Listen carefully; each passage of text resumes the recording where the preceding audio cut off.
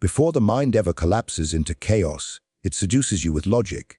It convinces you that thinking more is the same as being prepared, that replaying the past is how you learn, that worrying about the future is how you survive. It does not shout, it whispers.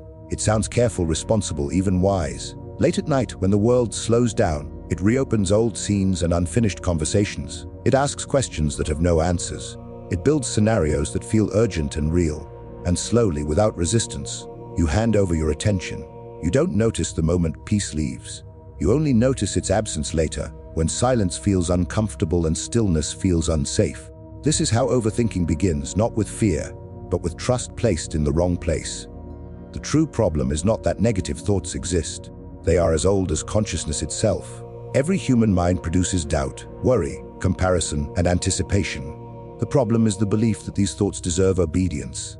One anxious idea arrives, and instead of observing it, you follow it, you build on it, you defend it. Soon it feels personal, like a reflection of who you are. A single mistake becomes evidence of inadequacy. A temporary setback becomes a permanent label. The Stoics warned that this confusion is the root of suffering.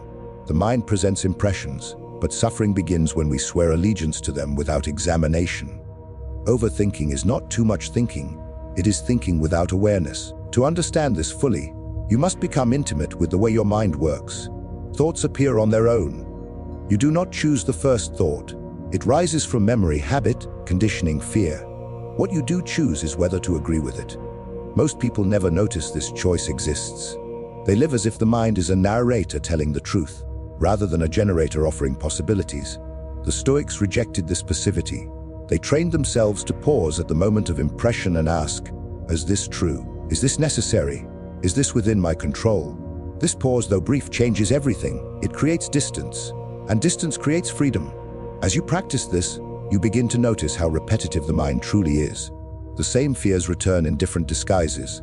The same worries cycle year after year, rarely fulfilled, never satisfied. Overthinking feeds on time. It pulls you backward into regret and forward into anxiety, draining energy from the only place life exists, the present moment. The Stoics believed abandoning the present was the greatest mistake a person could make. Anxiety needs the future to survive. Regret needs the past. But in the present, stripped of imagined disasters and remembered failures, most things are bearable. Often they are manageable. Sometimes they are even calm. This understanding leads naturally to discipline, not harsh discipline, but precise discipline. You stop trying to control the uncontrollable. You stop negotiating with uncertainty. Instead, you draw a clear boundary around what belongs to you. Your judgments, your intentions, your actions, your character. Everything else, outcomes, opinions, chance, timing, is released. Not ignored, released. Overthinking collapses when it loses the illusion of control. When the mind says, what if everything goes wrong? You no longer argue endlessly.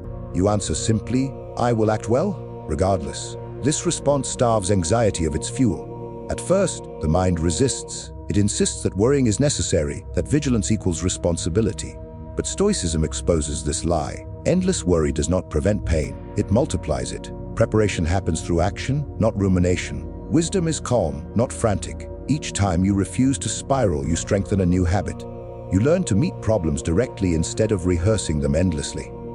You learn that clarity is more effective than panic. Overthinking weakens not because it is attacked, but because it is no longer rewarded. With time, reflection deepens this transformation. You start to recognize how often fear exaggerates, how frequently the mind predicts humiliation, failure, loss, and how rarely reality matches the script. This realization does not make you reckless.